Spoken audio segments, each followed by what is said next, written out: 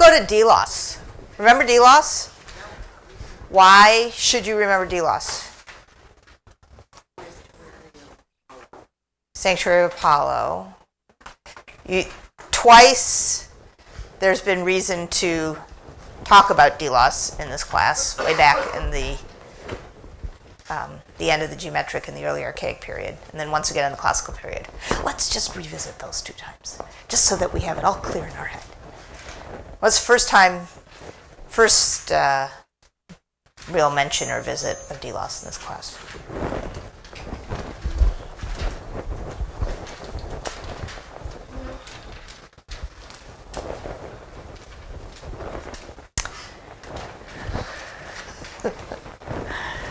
You guys saw a sculpture from Delos.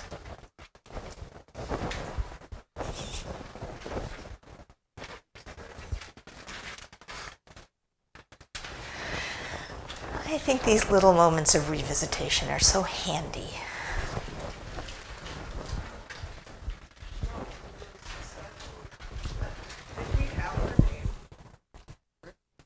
No, yeah, we had her name.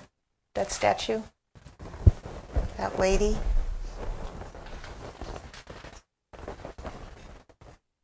Some of you even wrote about her in a paper or 2. Yeah, really. Back. Say it louder. Nicandry. Remember Nicandry? Oh, yeah, Nicandry. That plank lady. Big, tall, 6 foot something slab of stone. With an inscription, Nicandry, wife of Texamenes, sister of blah, blah, blah, on and on. That lady. She was a dedication at the sanctuary of Apollo on the island of Delos. And so it's a long inhabited sacred place. Very well located, as you just saw from looking at the map before, in the center of the Cycladic Islands, in the center of the Aegean, about halfway between all major land masses up there in the northern Aegean, Greece, Thrace, Asia Minor. And it was on the island of Delos in the 5th century that the Athenians stashed something for a while. What was that? Their treasury, yeah. The money collected for the Athenian League, or the Delian League, sorry. The Delian League, which named because it was, the league treasury was on Delos, was stashed in the sanctuary of Apollo. Sanctuaries were like banks in antiquity.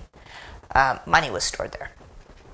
So hundreds and hundreds of years of sacred habitation. In the Hellenistic period,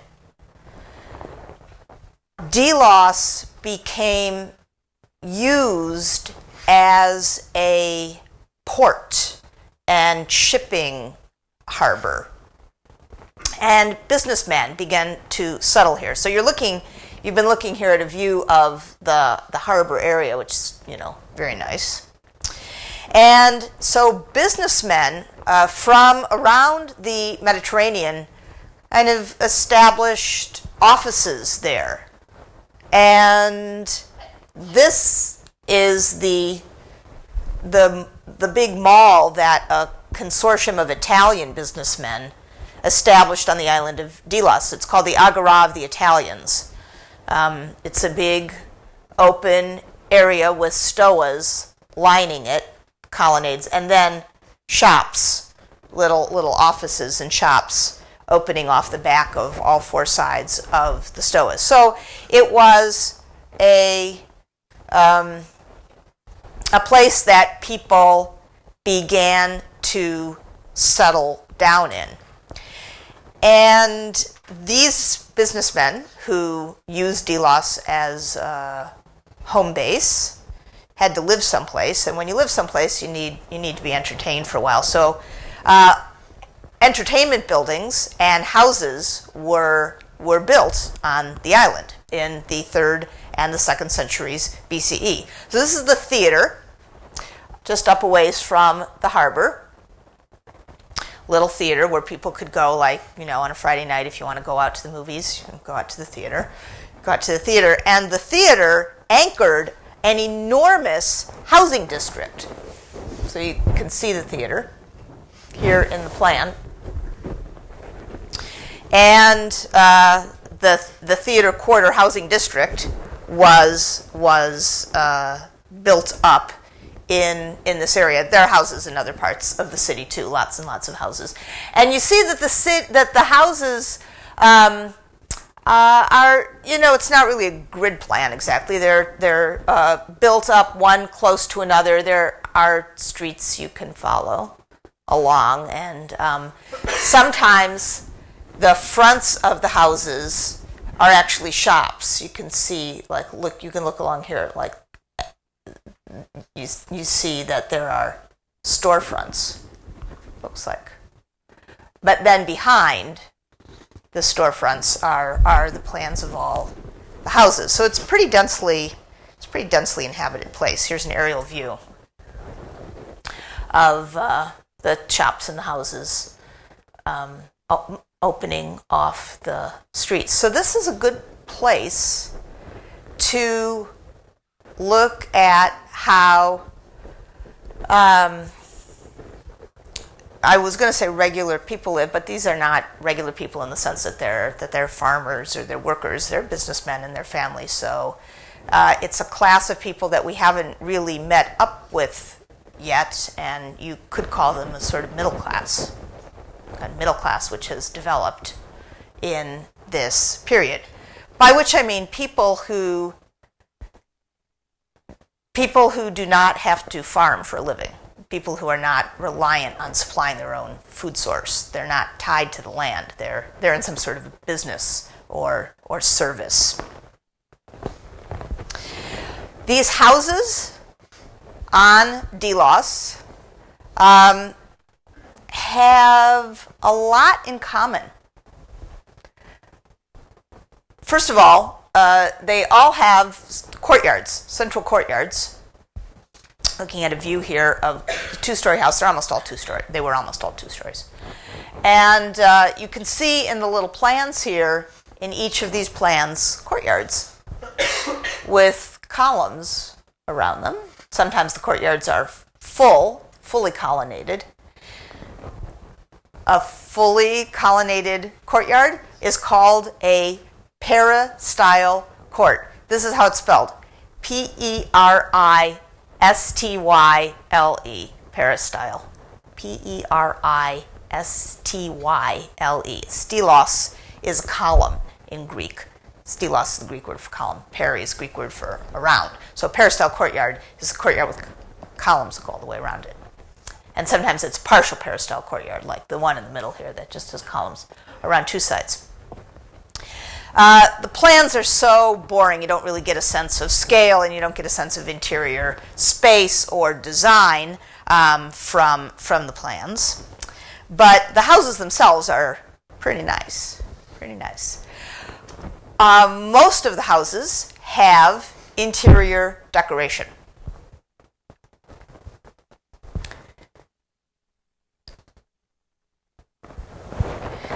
And the most popular and fancy kind of interior decoration were mosaic floors. You can read about the history of mosaics, the background and the development of pebble mosaics, and the possible origins of mosaics in Mr. Pollitt's book in the chapter called Hellenistic Mosaics, the first 2 pages. So pretty succinct. You're looking here at a mosaic floor of a courtyard of one of the houses in the theater district, and you will note that it would have been in the courtyard that all the light in the house would have come in. So the courtyard was not roofed. That would have been open. And then the wide openings between the columns would have allowed a lot of light and warmth from the sun to come into the rooms. And the courtyards are frequently sunken because, of course, if there's no roof, then then when it rains, the water comes down. People used or ordered mosaics that, to some extent, reflected things that they wanted to communicate to their visitors. They wanted to communicate about themselves. Frequently, there are interesting mosaics in the foyers of the houses, the entrance area of the houses, because just like a welcome mat where some people will have their name on the welcome mat of their house, people use the mosaics to identify things that were important to them. So the House of the Trident, so named for its main foyer mosaic that you're looking at here, has this very cutely decorated black and white mosaic with a trident. Trident is the symbol of Poseidon, the god of the sea. Most of the businessmen on Delos were shippers, so they made their money from shipping goods around the Aegean and the Mediterranean, and so this is a cute little logo, probably for somebody who made his money that way. In there's two entranceways to the House of the Trident, 1 and 2, and in the other of the entranceways is this mosaic with a jar and a laurel branch and a crown, and the jar is on a little platform, and then it's surrounded by a border. And there's a design on the vessel, and here it is. What is this? What kind of vessel is this? It's an amphora. What kind of amphora?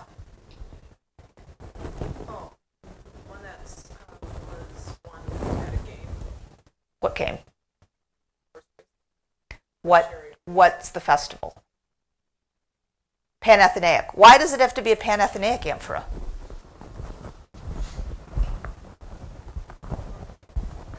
Because that's the only one where this particular kind of prize was awarded. A prize of a jar with a depiction of the specific event in which you won.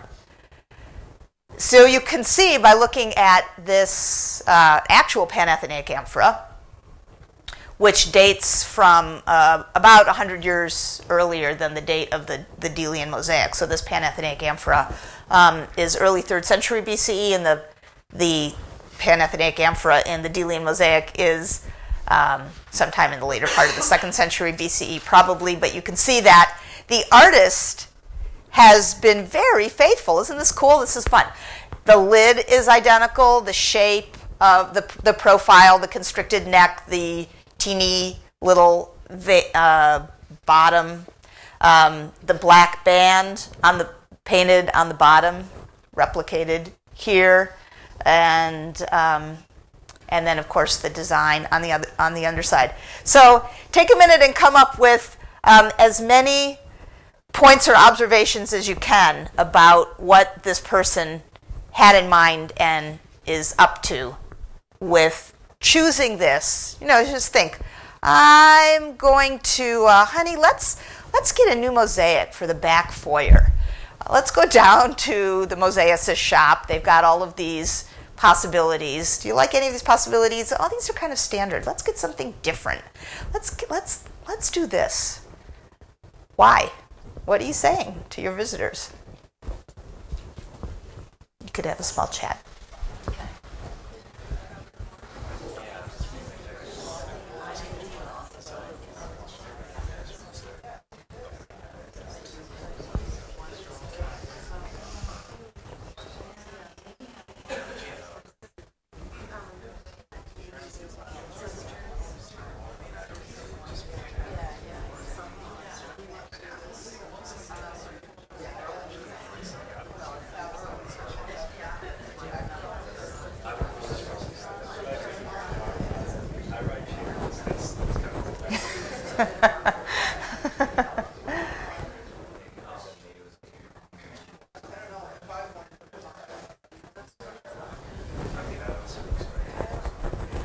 What do you think? So message number one is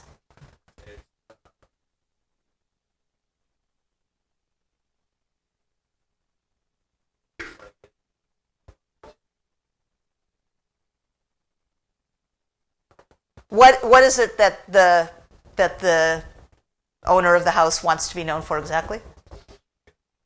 Chariot racing in the Pan-Athenaic Games. Chariot racing in the Pan. So first of all, I think this is my favorite feature about this. There are two ways that you can indicate that you've got a Pan-Athenaic amphora. One is to show Athena, and the other is to show the event for which you won. This person, the important thing is not Athens per se, it's the event. And it's not just any event, it's the one with horses. It's the chariot racing. It's not the running or the pankration or any of those other weird things. So this is the elite upper class event par excellence. It's like, people who have horses and race or, do jumping and all of those other competitions today. Is Delos big enough for horses, or is this just more of a status show by saying I can maintain horses elsewhere? Right, Delos is not big enough. Nobody would have been keeping horses on Delos. I mean, did you see how crowded this was? This place? This person does not have horses in their house, and they might actually not personally have competed in Pan-Athenaic. We don't have the prize jar. We've got a depiction of the prize jar. We have somebody who knows about the games, wants to connect himself to the games. I mean, you might think that somebody would not be so overly affected as to make a mosaic of a jar that depicts a winning entry in the horse race if they had not personally participated. But, you never know. Yeah, I was just going to ask, won't he have to have been the winner of this event? I mean, it would seem a little weird if he just had this in his home and he had visitors up and it's like, oh, okay, so you competed in this race. No, I just like it. Or I went. How many people have gone to an event, like you can go to the Super Bowl, you can buy a shirt. Doesn't mean you were in the Super Bowl. You can attach yourself to a cool event. And then what you're saying is, I know about this. Oh, that's a great question. I don't have an easy answer for you. Like we have an inscription from this person who sponsored this. Kings sometimes entered people on their behalf, but regular people, it's not impossible. It's absolutely not impossible. I just don't happen to know of any documentation that would support it. But it's a kind of good idea.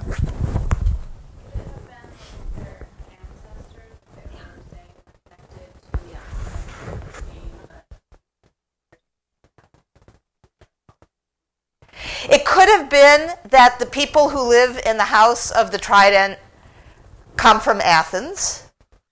But it also could have been, think about connections with Athens in this era. Where have we just been talking about this exact sort of thing? Pergamon. So you can hook yourself up with Athens, whether or not you come from Athens. You can hook yourself up with Athens as the ideal by virtue of shared ideas, just like what our friend Meleager of Gadara says. He comes from, look at the line in the poem.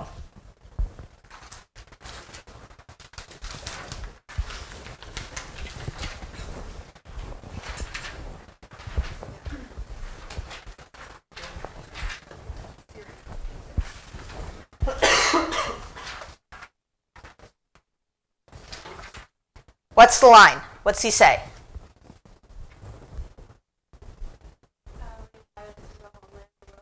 No, the part that refers to Athens.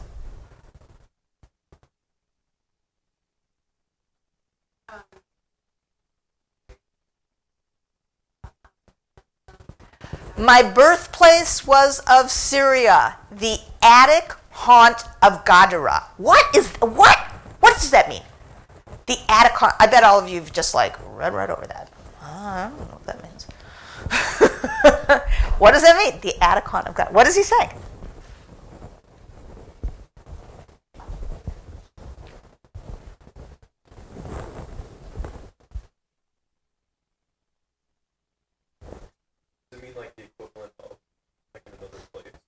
Yeah. He said, he comes from Gadara, which is all the way on the other side of the Mediterranean, far, far away, and he is characterizing it as Attic.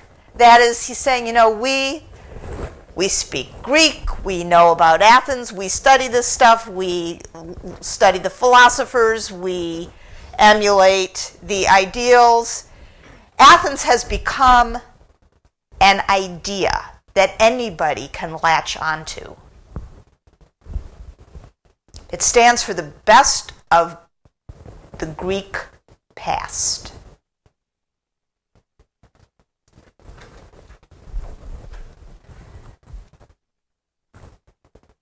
And this is that. And maybe it's more specific. Maybe this guy really competed in those games, but there's no telling. And there's no assuming that that's the case. There's certainly no evidence from any other aspect of the house that that's the case.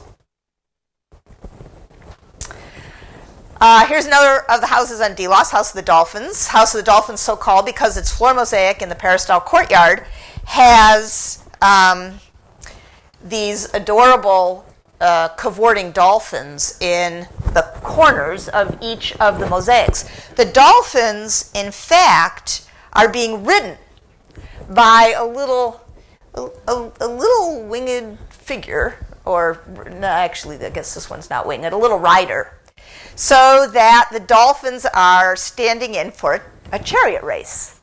And in each of the corners, the little winged figures carry the emblems of a god or a hero. So one of the little winged, or one of the figures carries the club of Heracles, and this particular, one of them carries the trident of Poseidon, and this particular figure carries the thyrsos of Dionysus.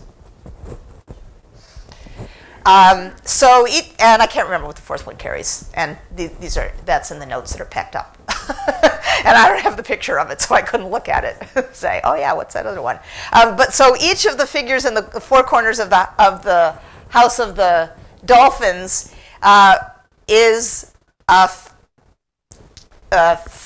comic caricature representation of a rider on behalf of a deity. Heracles, of course, having been admitted to the Olympic pantheon, was a deity. Well, that's goofy. If you were going to hook it up with one of your poems, what would you hook it up with, or excerpts?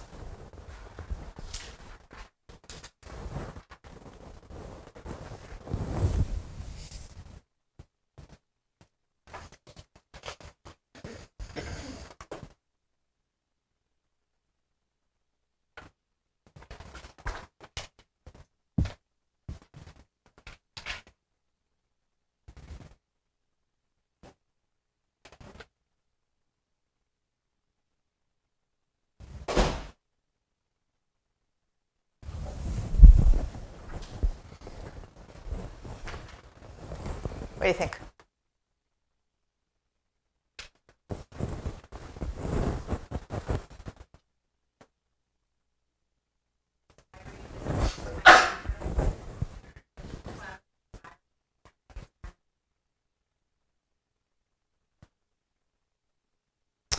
read the excerpt. Read it? Yeah.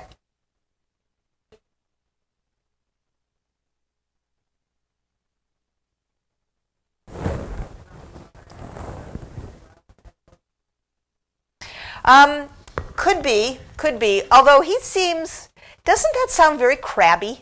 No. He seems very crabby, Callimachus does, in that excerpt. But go down one.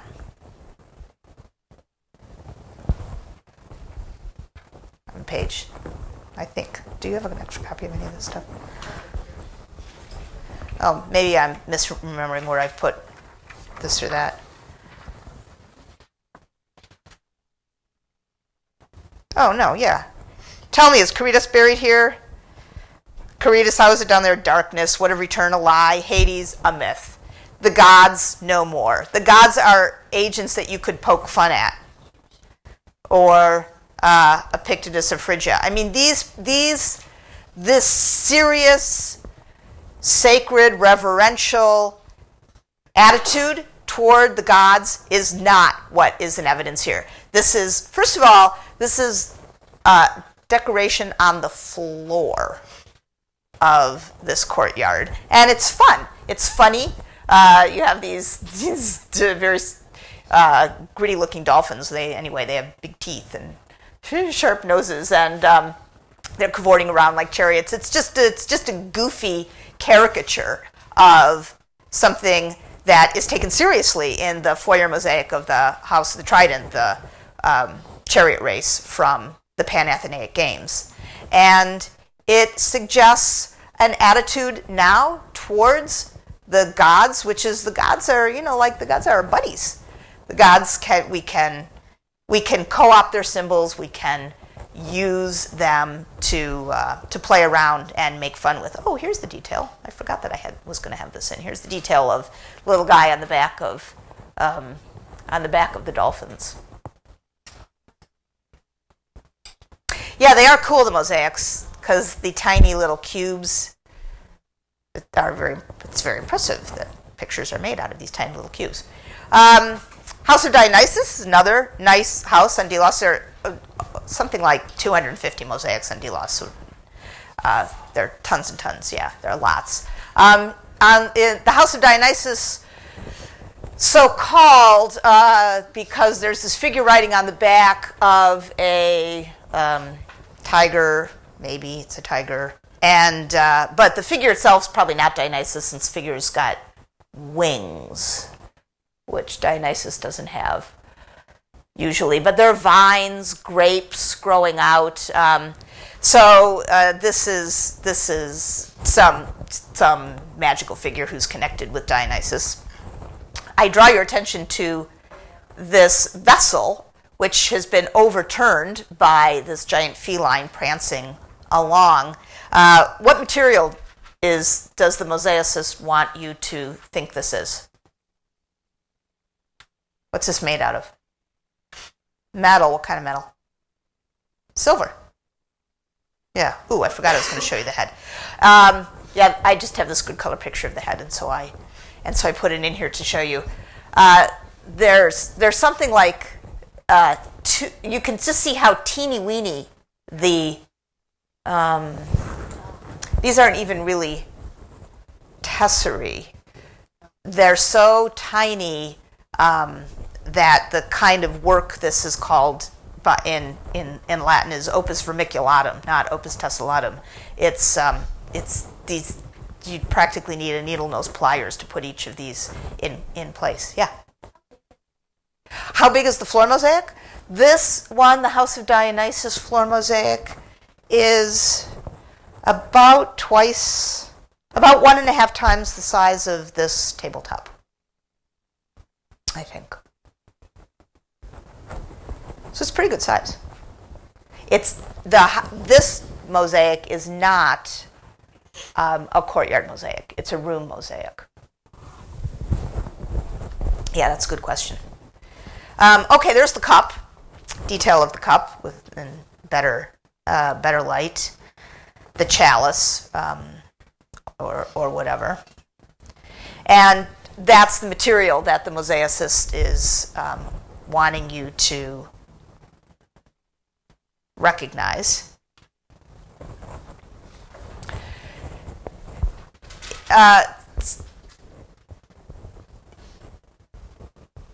Lots of people who lived in Delos had plenty of money, clearly, and must have had pretty nice objects for their homes.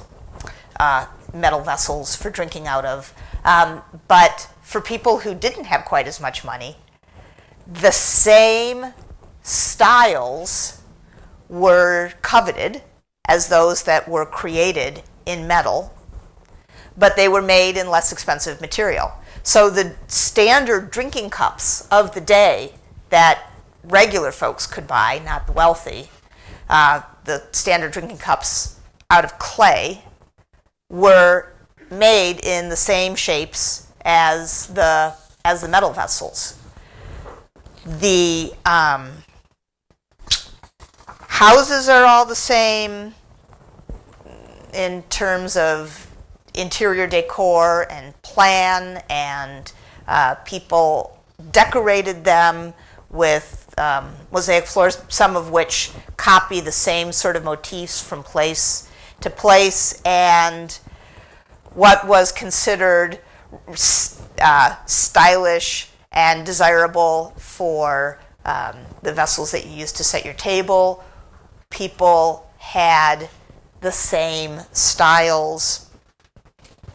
And if they had vessels in more expensive materials like glass or metal, these are all from the Hellenistic period, they too were the same.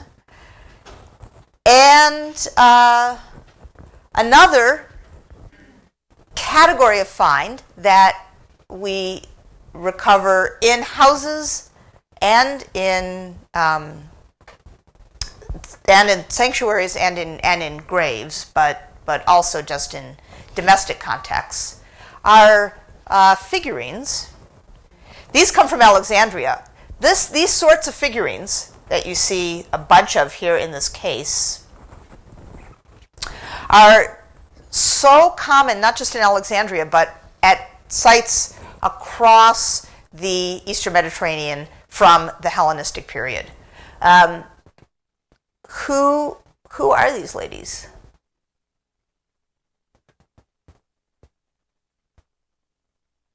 How are you supposed to understand who they are? Here's some more, similar, from Delos. Who are they? What does it mean to have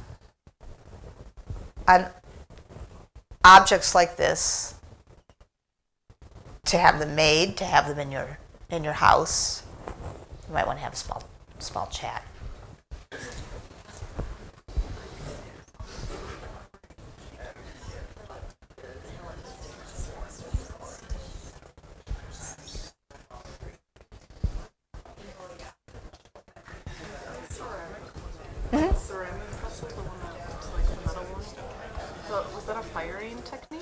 It's not a technique, it's just a misfire. Oh, okay. I wasn't sure if it was maybe intentional or accidental.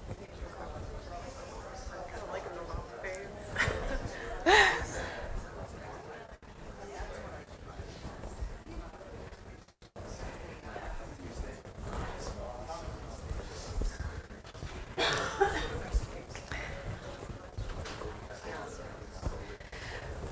So before you can really decide, there's all sorts of facts that you need to establish.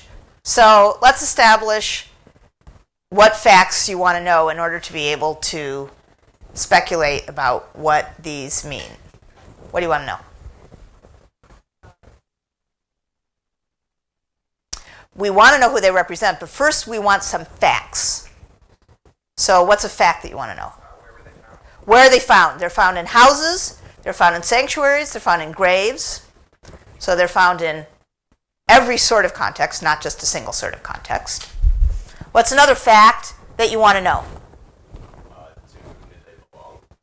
Well, when we want facts about archaeological materials, first we want, the very first step are things that we can definitely tell from or about the object itself.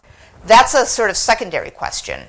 And probably actually, unless we would have an inscription or, to say exactly to whom did it belong. If we find it in a house, it belonged to the people who lived in the house. Find it in a grave, it must have belonged to the person who's buried there. Can't really get further than that. What else do you want to know?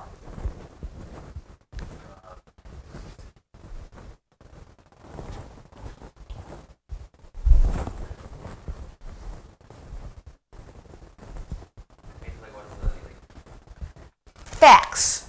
Very basic facts. When I ask you to describe something, the first thing you want to do is give a bunch of facts. What are the sort of facts you want to give? What do you want to know? How big is it? That's a good thing to want to know. They're small. What about like this? 6 inches, 8 inches, not any bigger than that. What's another fact you want to know? What part of the house were they found? They're found all over the place. They're never ever found you cannot say they're only here or they're only there. They're ubiquitous. What else you want to know? What are they made of? That's a good one. They're made of clay. What does that tell you? That they're made of clay? That anybody could afford them. They're cheap. What else you want to know? Do they have any characteristics of gods or goddesses? You're looking at them. You're looking at them. These are the sorts of things we've got. Who are they? What can you tell about? Do they? So you can answer your own question. Do these have characteristics of gods or goddesses? First of all, what gender are they? Female. Female. Do they have any characteristics of goddesses?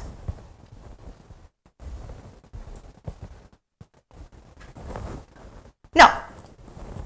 In fact, what do they have characteristics of?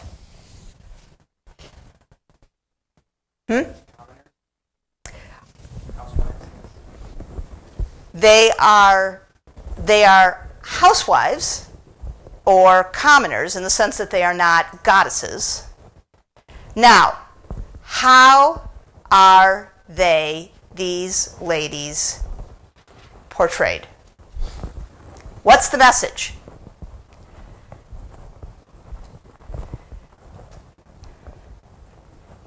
You know how, you decide that you're going to go someplace, you do your hair, you pick out your clothes.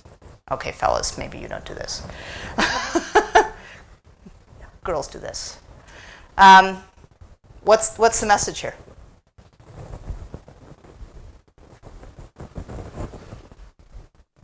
What can you tell me about the way that they're portrayed? You all in the back. Well, they all say that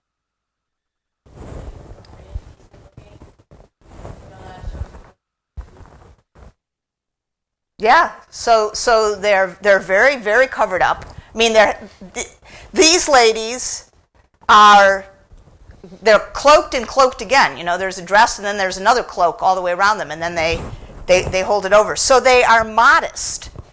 They're very specifically modestly attired.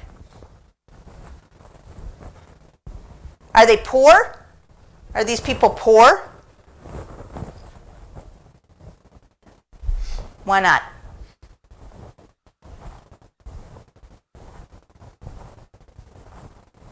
They have more than's necessary, like the headdresses and stuff. Maybe whatever that pot fruit or whatever is that are placed. Yeah. So these are who? Now you've got some evidence. They're ubiquitous. We find them everywhere. They're female. They're modestly attired. They are nicely done up, although not excessively so. They're not garbed in lots of jewels, but they have hats or partially their head is covered, and they're in various guises, right? Either just standing, or marketing, coming home from market, or in conversation, or resting. Now, you have all the facts that all archaeologists have about these ladies and about the phenomenon of these. And when I say phenomenon, I mean these are ubiquitous in the Hellenistic era for a few hundred years throughout the Eastern Mediterranean at sites everywhere. The earliest of this sort of figurine, and by sort of figurine I mean female, clay, small, common, that is found everywhere, heavily garbed, adorned with hats or scarves or headdresses, nothing that would indicate that they're goddesses, everything to indicate that they are regular people. Mostly they are simply present. But sometimes they're in various other guises. Okay, now you answer. What does this mean? You might want to have another little chat.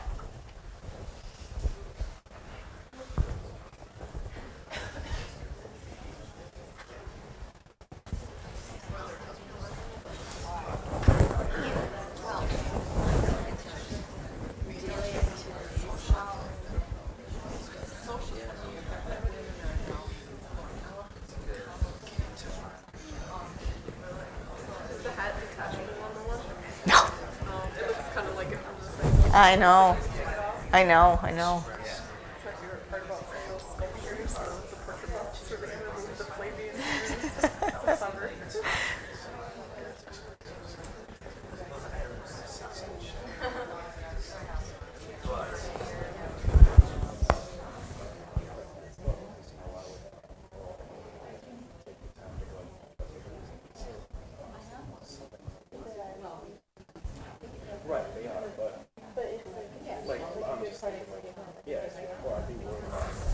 All right, what do you think? I think that they could be like the woman of the house, like kind of housewife, because, well, just like a trophy wife. I mean, literally. Because they, I don't know, they're depicted doing everyday things like shopping. except mostly they're not the ladies are not depicted doing anything. Yeah. Therefore, that's important. Who doesn't have to do anything? What? Those who are well off. That's who doesn't have to do anything. People who have people to do things for them.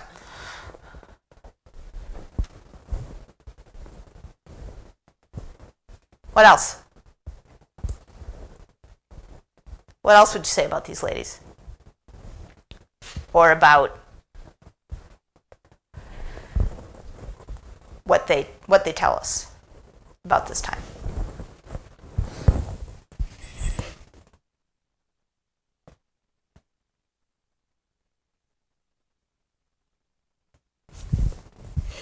We were kind of comparing these puppies in that they are Arby's is supposed to represent like the idealized woman's art culture, how it's beautiful and traditional. And so we were thinking like these were sort of aspirational figures in the same era. This is the sort of clothing she wears. This is the sort of way that they're if you were an idealized wealthy woman. Like obviously not everyone was going to look like this, just like not everyone would look like Arby's. But that's what we're supposed to try. And maybe in the same vein as that Panathenaic amphora in the mosaic, this is, it's not necessarily such a big divide, like this is my ideal, but this is my best self. This is who I actually am, because these are really common. They're not. It's not some special little delicate item that made out of expensive material that you would have on a shelf. So they're common, made out of clay, little, accessible. This is not, so they could be idealized representations of real people. It is not something aspirational, but something real. And do you see how they all look alike? Doesn't that strike you? In fact, there's a lot of things that are the same for the upper classes living on Delos. The houses are the same, the kind of decoration is the same, how you set your table, if you're going to have the nicest dining dishes, how the ladies are supposed to look. I mean, one of the things that's kind of interesting about Barbie is that back in the day, when she first started out, there was just one sort of Barbie, right? There was dress-up Barbie. And then one of the things that happened was that Barbie caught up. So then you got, flight attendant Barbie and Dr. Barbie and all those other Barbies. These ladies, that never happens to them. This is the equivalent of dress-up Barbie all the time for 150 years. Now, this is the way that the upper classes of the Hellenistic world, this was their world. Now think about that poem from Callimachus, the one that was helpfully read aloud to us just a few moments ago.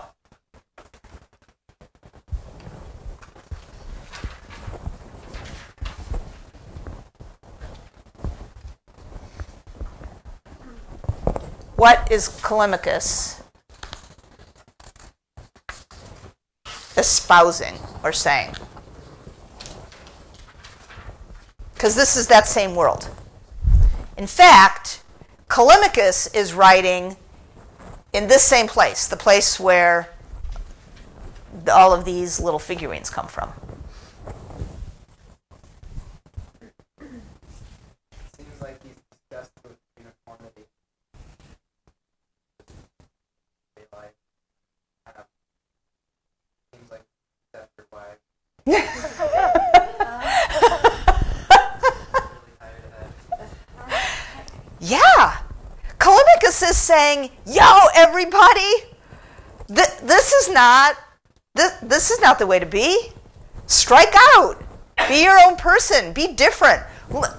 If this is, whether it is real or fully aspirational, if it's real, it's scary. If this is the only thing that anybody can aspire to, it's scary too. They're both a little bit scary either way. If that's the view and the world, the context in which people live, some of the people thinking and writing at this time, like Callimachus, are saying, no, just, that's not for me.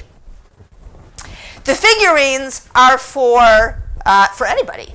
They're clay, they're small, they're common, they're cheap.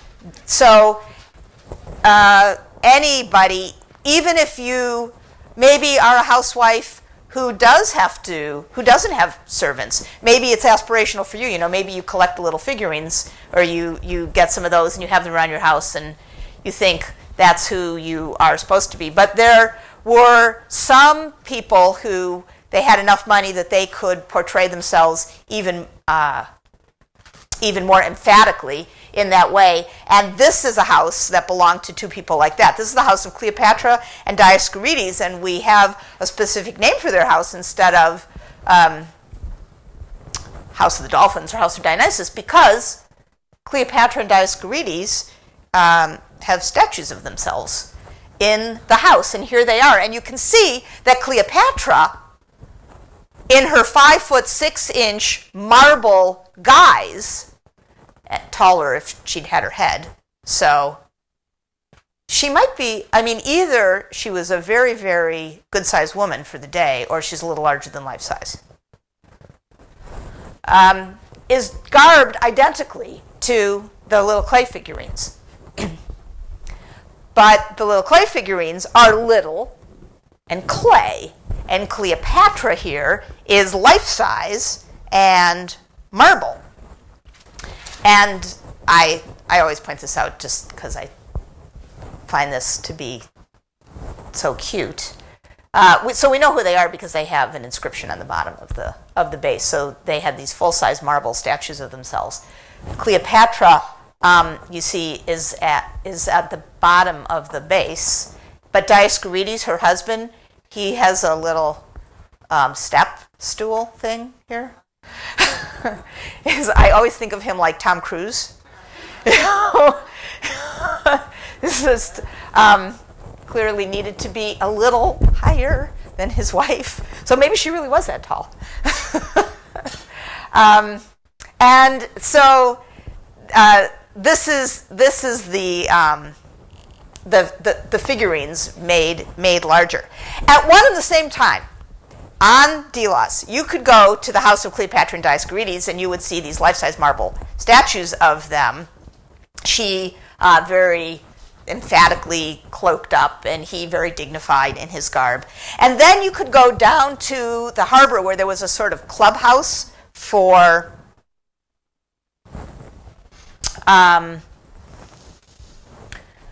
businessmen. And you would see this statue in the courtyard. This is really a statuette. It's about 2/3 life size. So it was on a little pedestal in the courtyard of this clubhouse. This is the god Pan, identifiable by the fact that he has goat legs and horns. And this is Eros, the little helper buddy of Aphrodite, little winged Eros. And who's this? People. Who's the lady with no clothes? Aphrodite, yeah. How do you know? What's her attribute?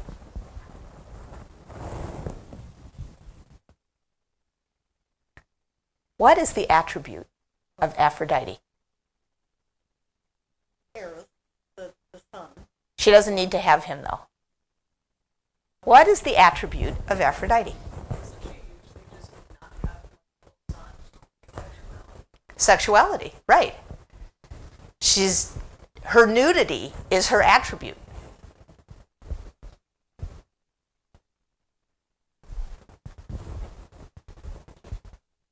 Now, what is going on here?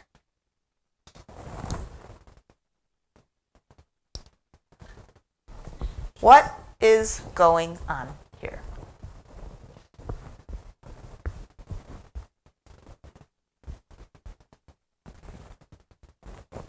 What do you think? Mm-hmm.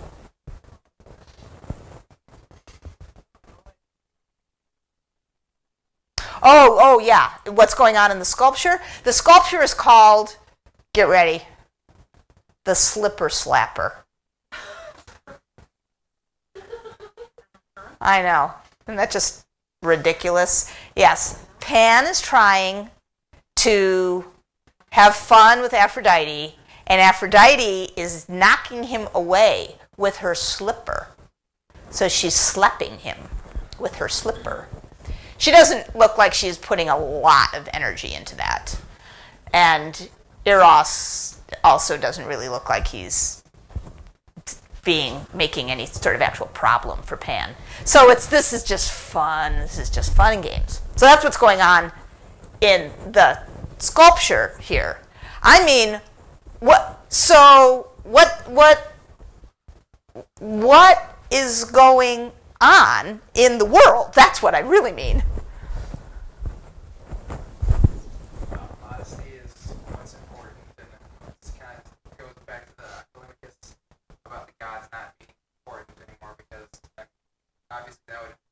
seen as inappropriate as women walk around. But the more clothing you have, seems better. So, so modesty is now for a matron. The gods don't get too much respect in this particular, guys. You had your hand up? Yeah, just that it's kind of the split double standard between the women at home who are in their family who reflect upon you, and the women who sneak off the stage. That's true. Yeah. I mean, they can get away with that, and you don't have to care about it because they're not your wife, they're not your daughter, they're not your sister or mother, they're not the ones that you are responsible for in society. Okay, fair enough. So you're sneaking off to see Aphrodite? Remember I would like to point out to you that the last time we saw Aphrodite, she was up on the Parthenon frieze, on the East Frieze, and she had clothes on. She was in the lineup with the other 11 Olympian deities. She looked very dignified.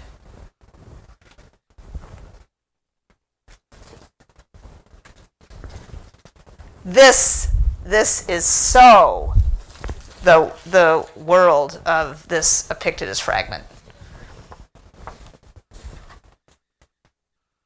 As for Achilles, whatever possessed him to squabble with Agamemnon over a war prize. This kind of upside down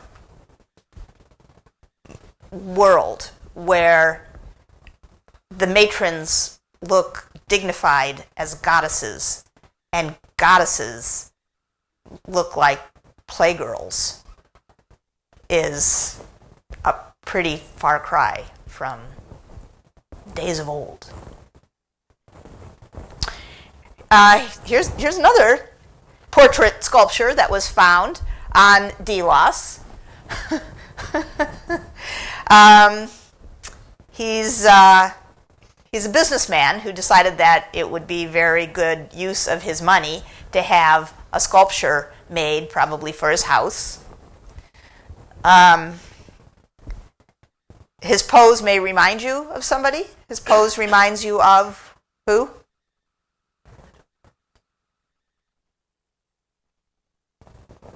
Who's his pose remind you of?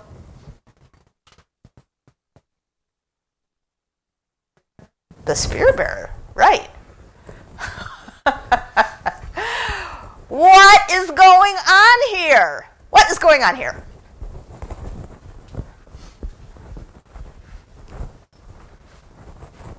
This is a nutty world, huh? Although, really, so many similarities to our own. What's going on here? The little women figures remind me so much of the Kore. It's like they're the Hellenistic version of the Kore, which is the ideal. And that's a really nice comparison and very interesting. They are young and beautifully attired. There's one of the big differences between the Korai and the little lady figures is that we don't have that many Korai. We only have them in large marble dedications or grave markers because there were really only two classes of people. There was a very thin upper crust of money. They would have been the people who would have dedicated the Korai, and then there was everybody else. But in this era, we have a middle class. And so we can get figures that look like the Korai and function similarly to them, but we have them in multiple versions, small and in clay. So very accessible, many, many. But I want to know what you make of this comparison here that you've been admiring on the screen. Just to give the guys equal time. I didn't want you all to think that the guys didn't get in on this act too. Although we don't have little clay figurines of guys.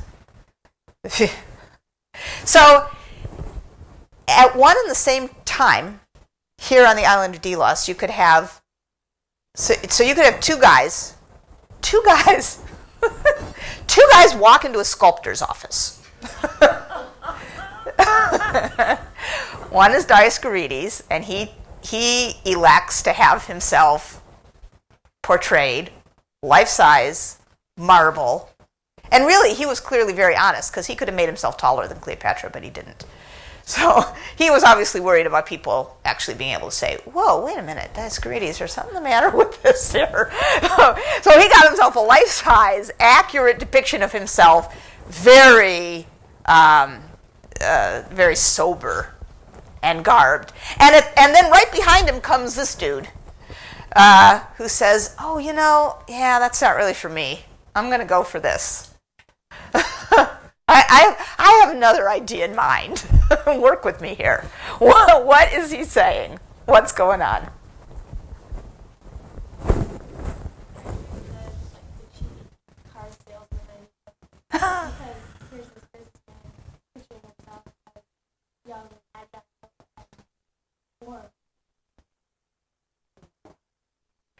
Yeah, and perhaps really probably isn't. So there is this kind of funny disconnect between the realism of his face and the heroic, nude, mythological character whose body he has co-opted. Then why this? Why not get a sculpture of himself like this?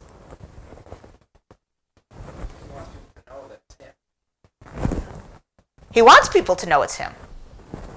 He wants people to know it's him, but this super fantasy version of him.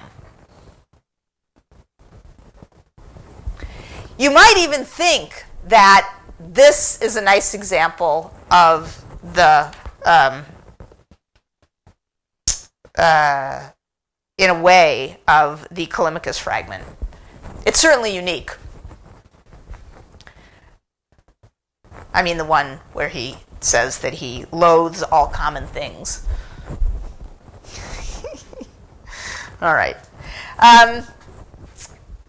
Perfume bottles, there's just no end to the fantastic luxury goods in the Hellenistic period. These are a shape that's called an alabastron because there are perfume bottles of this that were made in alabaster. So the one here on the left is an alabaster. And then there are versions that were made very commonly in the Hellenistic period in glass that are in the same form. And so we call them alabastra.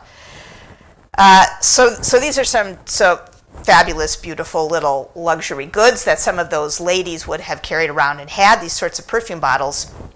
This is an amazing object. It's a molded glass alabastron. You're looking at 4 views so that you would turn it around and you would see it.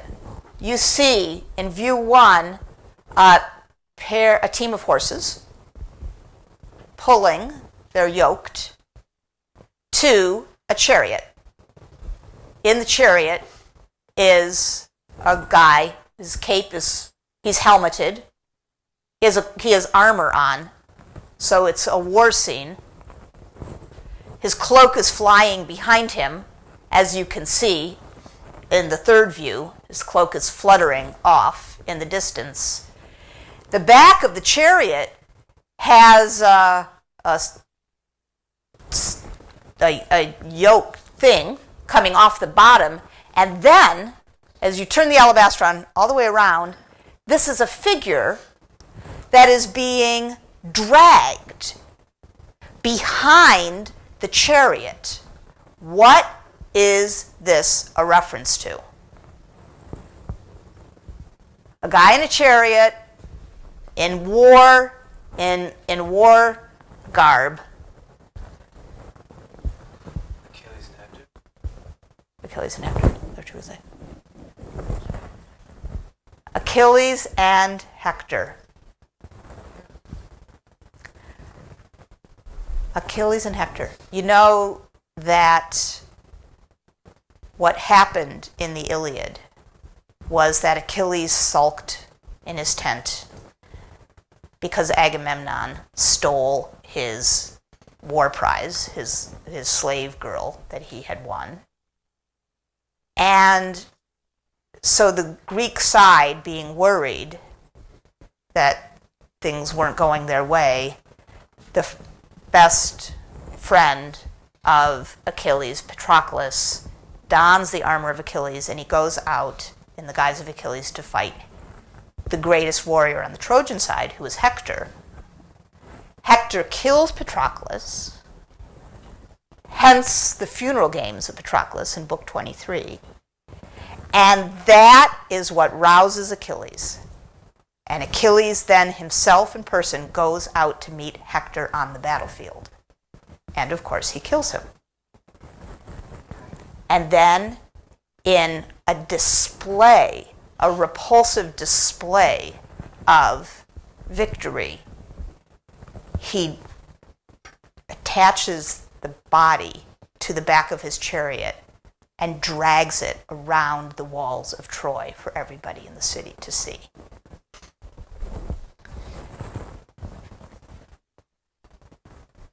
What has happened to the idea of a hero from the 5th century to the 2nd? You could pick any aspect of Achilles to represent.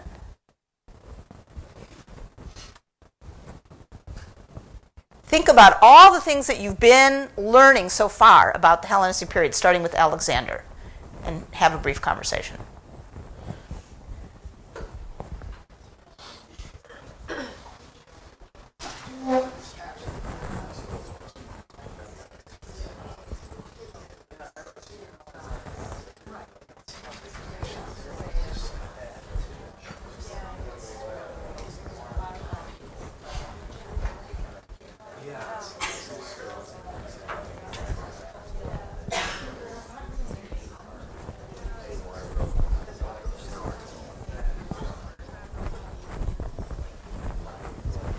Chris, you got nobody to talk to here. Everybody's left you. Yeah.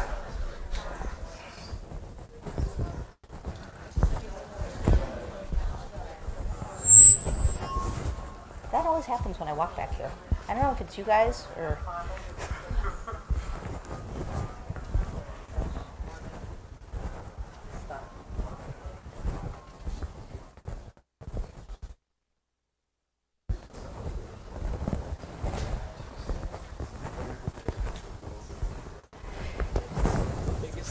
Small. It's an alabastron. It's like this picture. Yeah. Oh, yeah. No, he actually, we have a dedication and we have his actual name, but I don't remember what it is. Okay. And it was in the notes that I packed. So, where Is it that one alabastron? I probably can. I don't know what's going on here. standing right for a speaker? I can probably find it. I'll look for it. I just wonder if I should call it. Yeah, you know, you could call him. Well, sometimes he's called the pseudo-athlete, but we do actually know his name. All right, what do you guys think? What do you think? What's going on? Well, we were talking about how it fits with the idea like that the heroes definitely aren't idealized anymore, but we still think it's really weird that we put this more in a model, and we can't really figure out why you would pick that scene. Oh, the marketing angle. Yeah, I don't even know if I would try to go there. The specific marketing angle for this, that's weird. But talk a little bit about the differences between these two conceptions. Before they show Achilles either like the greatest things or just showing him as an average person, but now they're showing like the most despicable qualities he had. Well, you know, I don't know that this is, I don't think that we should really go in the direction of value judgments. I don't know that we can understand how this would have appeared. But even more basically, yeah. Oh, it seems like back in the 5th century, like they're like, oh,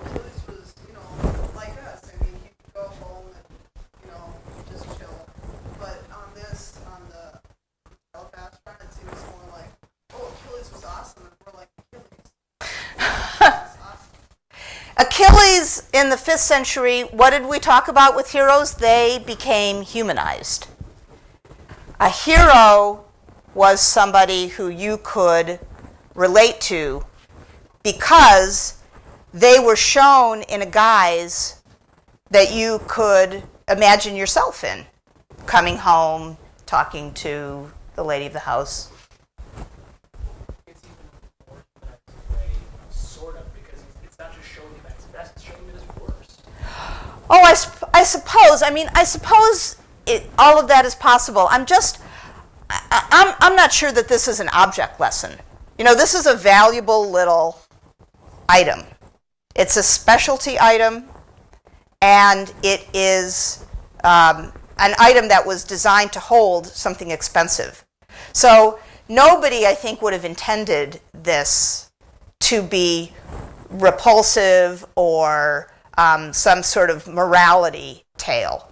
But in fact, the most obvious and immediate difference between these is here Achilles is doing nothing, and here he's in action. And could this figure be anybody other than Achilles? The answer is no, because there's not a single other episode in Greek legend or myth of this event. In a way, you could look at this event as an attribute. Once the heroes get all humanized, how do you tell them apart? And once the people turn themselves into heroes, like that guy with the Achilles or Doryphoros body and his own head, how do you identify an actual hero anymore? How do you identify a character from one of those stories? Everything has gotten garbled. The gods just take their clothes off and cavort. Ladies look like deities, all dressed up and matronly. And so if you want to quote or evoke the heroic age, it's much harder now. Why would it be of interest to quote or evoke this hero? Well, because there were still heroes, legendary heroes. There was Alexander. He's a couple hundred years old by now, but so Alexander made the paradigm for an action hero. And if you want to quote an action hero of old, you have to figure out a way to do it in such a way that you can identify that hero specifically. And that, you could argue, is what's going on this little alabastron. All right. Have a great weekend. See you next time.